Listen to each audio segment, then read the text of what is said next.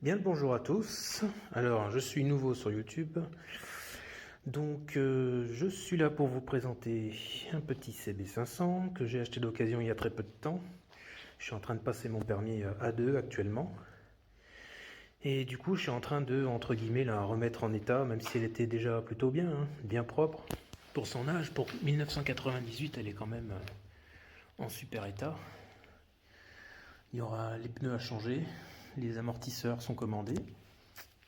Du coup, j'ai contrôlé la fourche parce qu'il y a ce petit levier qui m'a inspiré pas de bonne chose vu son état. Donc du coup, bon, bah là tout de suite c'est pas le guidon d'origine, hein, je l'ai enlevé, mais le guidon est tordu forcément. Et évidemment, j'avais démonté les tubes de fourche et je me suis rendu compte qu'ils étaient tordus. Je les ai marqués d'ailleurs dans le sens, plus moins. Et ils sont tordus de 3 mm. Alors après, vu que je suis dans le tournage fraisage, l'usinage, je vais pouvoir les redresser. Je l'avais déjà fait sur une ancienne moto que j'avais, une 125 Varadero. Je les avais rattrapés à la presse, enfin à la bride, avec une bride en fait. Je vais faire la même chose. Donc du coup, tout est commandé. J'ai commandé les amortisseurs arrière, les joints speed fourche. Ils fuient pas, mais bon, vu que je vais tout démonter, je vais les changer. J'ai commandé l'huile aussi, l'huile de fourche, et un guidon. Bien sûr, ça c'est un guidon, je l'ai mis comme ça pour pouvoir la bouger dans le garage, c'est plus facile. Sinon, à part ça, elle est de 1998, elle a 52 000 km. Qu'est-ce que je peux dire? Elle est bridée, 34 chevaux, donc ça c'est bien, je suis tranquille, c'est déjà fait. Donc hop, elle est plutôt en bon état, le pot d'échappement d'origine. Bon, il est un peu rayé, mais bon, oh, ça ira bien hein, pour commencer en première moto. Donc du coup, ce qu'on va faire, j'ai déjà changé l'optique. L'optique était rouillée, donc j'ai mis un optique transparent. Mais bon, je suis pas convaincu de l'éclairage. On verra quand je pourrai la rouler. Les clignotants, je les ai changés aussi. J'ai mis des clignotants, ils sont pas à LED, hein, c'est des clignotants en ampoule, mais plus petits, plus jolis, à l'avant, à l'arrière. Je pense que la peinture a été refaite. C'est pas je pense, c'est sûr. Vu que je pense comme elle est tombée, ils ont dû refaire la peinture, mais ils n'ont pas dû bien contrôler la fourche. J'ai regardé ailleurs, il n'y a vraiment que la fourche qui est légèrement tordue. Bon, il n'y a pas grand chose. Mais du coup, ça va être l'objet du début de la, entre guillemets, restauration. On va démonter la fourche et puis tout sortir pour que je récupère les tubes et que je les emmène au travail pour les redresser. Donc voilà, on va commencer par ça. Bon, quand on en est là, qu'on a enlevé le guidon, on n'oublie pas de desserrer les écrous qui sont en haut des tubes, hein, parce que hein, ça m'est déjà arrivé. Une fois que tu démontes la roue, tu démontes tout, t'es super content, t'as tout enlevé, et puis là, après, t'es couillonné, faut tout remonter. Donc voilà, ça on n'oublie surtout pas. Et après, on peut commencer à desserrer la roue. L'étrier, le desserrer aussi, parce que de toute façon, on va l'enlever. Tout le bloc optique, compteur, on va sûrement tout démonter, on va voir. Oui, parce que aussi, j'en ai profité pour commander les roulements de colonne de direction, parce qu'il y a un léger point dur au milieu, ce qui est normal vu son âge. Hein. Donc, quitte à tout démonter, autant tout refaire propre. Donc voilà. Également, n'oublie pas le desserrage de la roue avant de lever, sinon après ça va pas être facile. Voilà. On débloque la roue, puis après tout le reste pourra se faire débloquer une fois qu'on est en l'air. Il n'y aura pas de souci. Pour mettre le cric, on va se mettre ici, là, avec ceci. Bien évidemment, on met une petite protection quand même, pour faire de bêtises.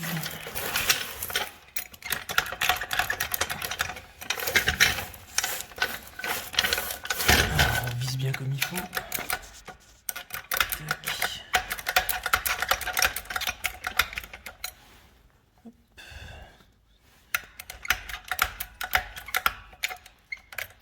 Alors, le but du jeu, c'est juste de lever la roue avant, hein. C'est tout, on va pas plus loin.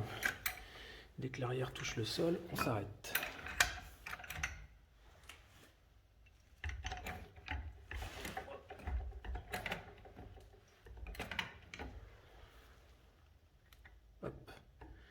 La roue arrière touche touche le sol. On va un peu plus loin, ça sert à rien.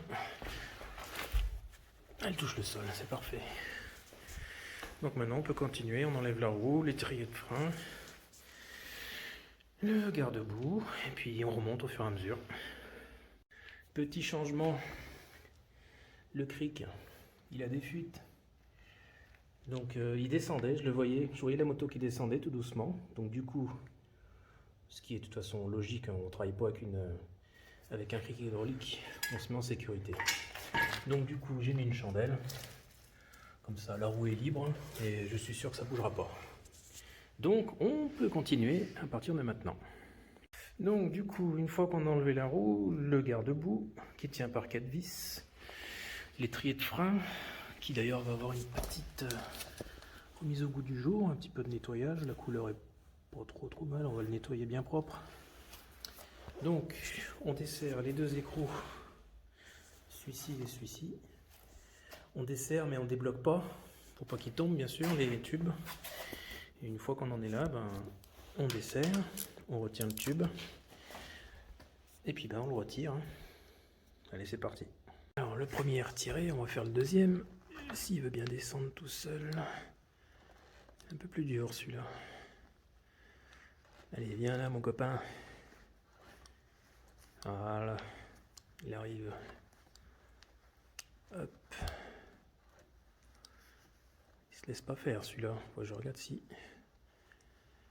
il est peut-être gommé un peu avec le temps. Le voilà. Et tac. Voilà. Un petit peu sale, et puis il prendra un petit coup de paille de verre aussi pour le refaire propre. Mais sinon, il ne fuyait pas. Hein. Il est plutôt en bon état. Il n'est pas marqué. Je vais vous montrer comment il est tordu. On le verra bien comme il faut. Alors j'ai mis une petite boîte. On va faire tourner. Et là on voit bien. Ça se rapproche. Ça s'écarte. Ouais, il y a bien... Ouais. 3-4 mm. Facile. Donc voilà. Donc du coup on va démonter tout le tube de fourche. Et puis voilà, après je le récupère et puis je le redresse. Je viens d'ouvrir et étonnamment, l'huile est propre. Hein. Donc elle a dû être changée il y a peu de temps. Mais bon, dans le doute, moi je vais quand même tout refaire comme il faut. Et puis voilà, je vous reprends quand je commence à démonter, voir combien d'huile j'enlève. Quand on en arrive là, qu'on a tout enlevé l'intérieur et vidé le tube au mieux qu'on pouvait bien sûr, on dévisse, il y a une petite vis BTR en dessous qui retient tout en fait. Donc là elle est enlevée bien sûr, on voit à travers. Hop. Une fois qu'on a fait ça, on enlève le cache-poussière avec un petit tournevis plat. Alors si on veut le garder, on fait attention. Si on le change, on l'enlève. Après il y a un petit cerclips à enlever. Et après il faudra tirer énergiquement en tapant. Enfin, ça va choquer en fait le joint spi et il devrait sortir. Du coup on en arrive là. Une fois que le joint spi il est sorti, il y a tout qui revient. La bague, hop. Et puis du coup on se retrouve avec son tube complet. Voilà, tout est démonté. Mais ouais, c'est pas vieux l'huile. Hein. Elle a dû être entretenue avec la fourche il y a peu de temps. Mais le joint spi par contre n'a pas dû être changé parce que il est vraiment en super bon état. Le ressort est sorti et tout. Je pense qu'ils ont juste changé l'huile. Mais il fuyait pas, donc il n'y a pas de raison de râler, comme on dit. Donc voilà, donc du coup, je fais la même chose sur l'autre. Et puis, ce sera pas mal déjà pour une première journée.